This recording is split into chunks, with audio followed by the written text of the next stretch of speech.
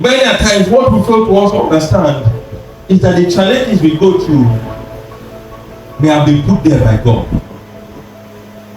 Some challenges are put there by God. When God led the Israelites through the wilderness to the Red Sea, He did that on purpose. Because why? He wanted Pharaoh to pursue. He put them in that space, thinking there was no way out of that situation, and that was why Pharaoh thought that I will catch them in the midst of that entanglement. So sometimes the challenges we face, God has put it there, and God has set up a way of escape. God has done what? Set up a way of escape.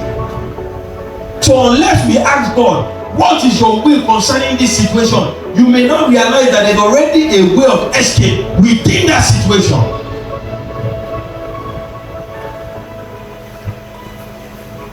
Tell the people that they go for. Now, how does the devil stop you from pursuing your destiny? How does the devil kill your courage from pursuing that dream and turn that dream into an abandoned project? Everybody here, many of you have more than 10 abandoned projects. You start, you stop. You want to start, you don't start. You want to do, you don't do. So many visions that have died. So many dreams that have died. How does the devil do this? Number one, he does that through challenges. He does that through what? Challenges. It brings challenges that look like it is impossible to overcome. It brings what? Challenges that look impossible to what? To overcome. Look at the challenge of the Red Sea. It looked like there was no way that there was going to be an escape. So in the eyes of the Egyptians, this was the end of this vision. This was the end of this mandate. And they complained, are there no graves in Egypt that you brought us here to die? When they were supposed to take over the land of Canaan, they got there and they said there are giants in the land. How can we, mere mortals, overcome giants? The devil brings challenges that look like they cannot be overcome. And sometimes you cannot blame the people except you are connected to God, except you are sure that this is the will of God. Sometimes you may abandon that vision. You may abandon that dream. Because why? The challenges actually looks like they are unsurmountable. How do I overcome a Red Sea? How do I overcome giants? Brings challenges your way. Number two, it sends negativity. It directs your thoughts towards people that have gone through similar challenges and didn't survive. Negativity. True negativity.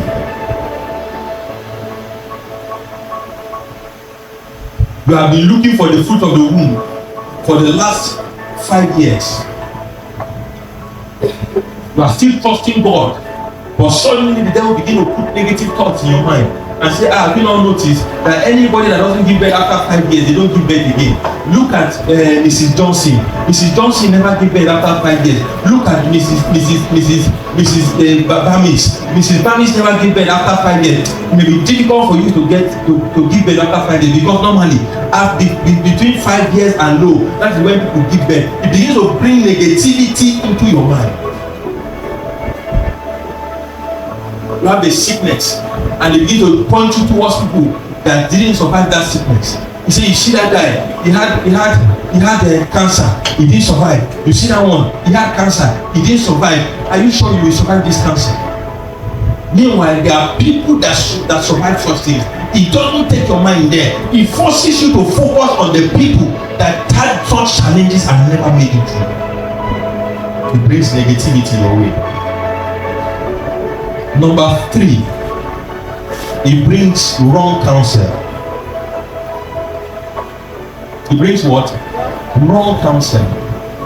If you notice where there were challenges, the people went to Moses and told Moses, we cannot take over the city.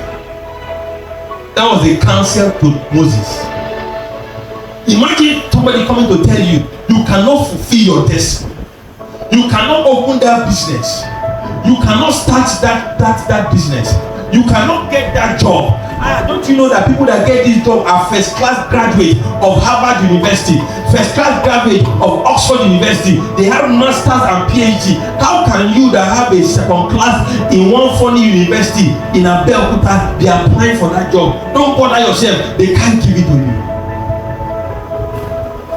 Such people speak negativity into your life and begin to make you see reasons why you should abandon such projects.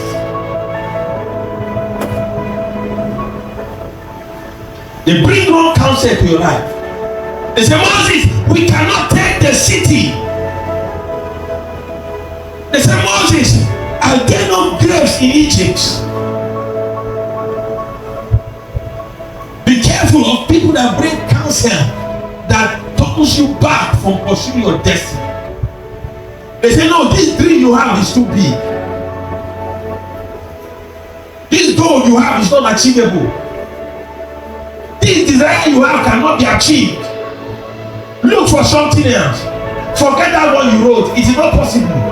The devil brings wrong counsel into your life to make sure you abort your mission. Come on, say here. Number 4, the devil kills your hope.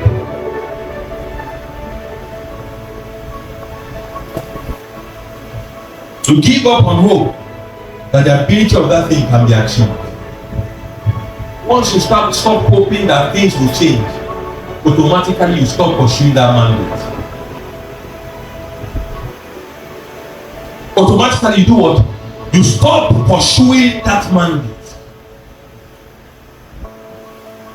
Many of us here, no matter how we think or the message may sound, almost 100% of us fall into this category.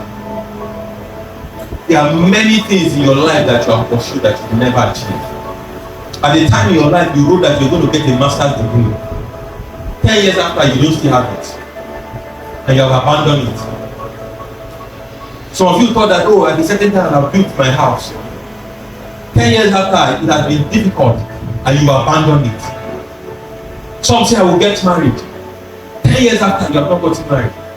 Some say I will move to a bigger apartment. 10 years after, you have not moved. Why? You lost the courage to pursue. You lost what? You lost the courage to pursue. And that thing, that dream, gradually died until it was totally removed from even your consciousness. Some things that you never even dreamt that you wrote in your vision, if you go back to your diary, you'll be surprised that people wrote those dreams. Because why? The devil has so killed it that has been removed from your consciousness. Come on, stay here. So how do you stay motivated to pursue? How do you find courage to pursue in the midst of all of this challenge, in the midst of a Red Sea, in the midst of giants, in the midst of challenges? How do I stay motivated? How do I keep on pursuing? How do I sustain my courage to find and fulfill my destiny? It sounds easy, but it's not easy. It sounds easy, but what? It is not easy. If it was easy, many of the abandoned projects we have will not be abandoned. And for many of us, once we start a journey, once there is a small challenge, once you hear fair, you are looking for another alternative. That is not the will of God. Not every challenge you must abort. Not in front of every difficulty you should abort vision. No. That may just be the test that God has set for you. Because sometimes after that challenge, the breakthrough may just be after that challenge. But once you turn back, you never see the glory that is ahead of you. You give up on life, you give up on destiny. A small challenge in your marriage, you jump out. You think the next one will be better. And 10 years after, you jumped into 5 marriages, all of them lasting 2 years.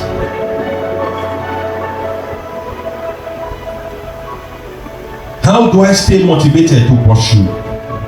How do I maintain the vision to pursue? How do I maintain my courage to pursue? Number one, ensure your vision is in alliance with the will of God. Ensure